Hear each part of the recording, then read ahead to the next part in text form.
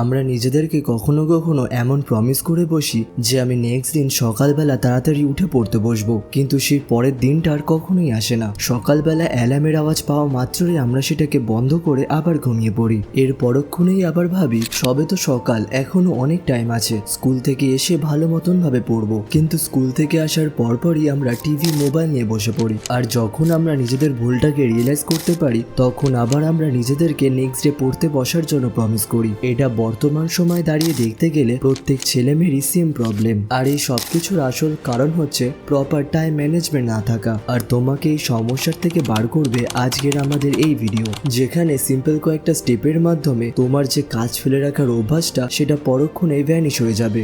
এখন নয় তো কখনো নয়। কাজ ফেলে রাখা জীবনের অসফলতার প্রধান কারণ। যখন তুমি কোনো কাজ ফেলে রাখো এবং ভাবো যে এটা আমি পরে কমপ্লিট করব, 99% টাইম তুমি ওটা পরে কখনোই কমপ্লিট করতে পারো না। এই জন্য তোমার যদি কোনো ইম্পর্টেন্ট কাজ থাকে তাহলে তুমি সেইটাকে তখনই করার চেষ্টা করো। তুমি এটাও জানো এটা এখন না করলে পরে তোমার কাছে অনেক টাইম রয়েছে, তা সত্ত্বেও তুমি সেটাকে তখনই কমপ্লিট করবে। আর অ্যাভারেজ টিনেজদের লাইফের সব থেকে ইম্পর্টেন্ট কাজই হলো স্টাডি করা, যেটাকে আমরা প্রতি মুহূর্তে এড়িয়ে যাই। কিন্তু যখনই আমরা বড় হয়ে উঠি তখনই আমাদের এই জিনিসটাকে নিয়ে রিগ্রেট ফিল হয় যে যদি আমি সেই দিনে ভালোভাবে হার্ডওয়ার্ক করতাম তাহলে আজকের এই জিনিসটা হয়তো আমার সঙ্গে হতো না। কিন্তু তখন আর আমাদের হাতে কিচ্ছু করার থাকে না, কারণ যখন আমার কাছে সময় ছিল তখন আমি পার্টি আনন্দ উল্লাস করে কাটিয়েছি। এই জন্য আজকে পড়াশোনা করে নাও। আজকে পড়াশোনা করলে পরবর্তীকালে তোমাকে আর এই জন্য রিগ্রেট করতে হবে না। এরপরেও যদি তোমার ভাগ্য তোমার সাথ না দেয় অথবা তুমি যদি ফেল হয়ে যাও তাহলেও তোমার কোনো রিগ্রেট থাকবে না, কারণ তোমার তখন এইটা খেয়াল হবে যে হয়তো আমি পারলাম না কিন্তু আমি আমার বেস্ট দেওয়ার চেষ্টা করেছিলাম। কিন্তু এরপরেও তুমি যদি তোমার পড়াশোনা ফেলে রাখো তাহলে আজ থেকে 20 বছর পরে তুমি যখন জবের জন্য ঘোরাফেরা করবে তখন তোমার নিজেরই খারাপ লাগবে, কারণ তুমি তো হার্ডওয়ার্ক করার সময় আনন্দ করে বেরিয়েছো। আর এটাই তারই ফল। তোমার এটা জেনে রাখা উচিত আমাদের জীবনের 15 থেকে 30 বছর সময়কাল খুবই গুরুত্বপূর্ণ, কারণ এই সময় তোমার বডিতে যে জোশ, আকাঙ্ক্ষা বা কাজ করার ক্ষমতা রয়েছে এটা আর কোনো বয়সকালে তুমি পাবে না। তাই যা করার তোমাকে এখন থেকেই, আজকে থেকেই করতে হবে, কারণ তুমি যদি লাইফের এই টাইমটা ইউজ করতে না পারো তাহলে জীবনে দাঁড়াতে তোমার অনেক সমস্যার সম্মুখীন হতে হবে।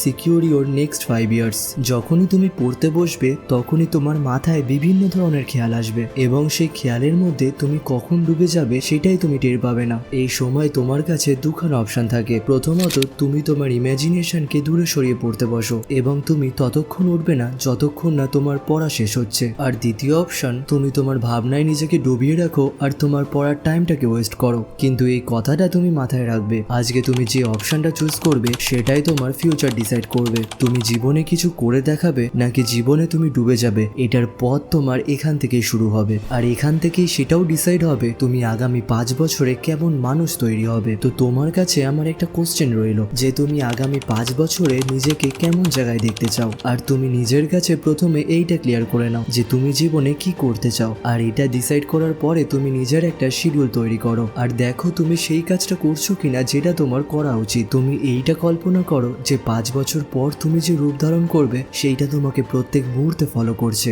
যখনই তুমি এইটা তোমার মাথায় রাখবে তখনই তোমার কাজ করার প্রবণতা আরো বেড়ে যাবে। এমনকি এই কথাটা আমি বলছি না, এটা ইলন মাস্ক নিজে বলেছে যে প্রত্যেক মানুষকেই তার জীবনের 5 বছর আগের প্ল্যান করা উচিত, কারণ আমরা যে জীবন এখন অতিবাহিত করছি সেটা সেই সকল ডিসিশন নেওয়ার ফলেই হয়েছে যেইটা আমরা 4-5 বছর আগে নিয়েছিলাম। এখন তুমি ঠিক করো, তুমি কি কয়েকদিনের অস্থায়ী সুখের পেছনে দৌড়াবে নাকি বিগত 5 বছর পরিশ্রম করে তারপরের জীবনগুলো ভালো করে কাটাবে। Pay the price. তুমি জানো এখন পড়াশোনা, কঠোর পরিশ্রম, কাজ করলে তুমি জীবনে সফলতা পাবে, কিন্তু শুধুমাত্র এইটা জানলে চলবে না, কারণ জীবনের প্রত্যেকটা জিনিসেরই মূল্য রয়েছে। তুমি যে পোশাক পরো সেটার যেমন মূল্য রয়েছে, তুমি যে ফোনে আমার ভিডিও দেখছো সেটারও তেমন মূল্য আছে। জীবনে কিছু পে করলে তুমি তার ফল পাবেই পাবে, তেমনই সাকসেস হতে গেলে তোমাকে কিছু পে করতে হবে।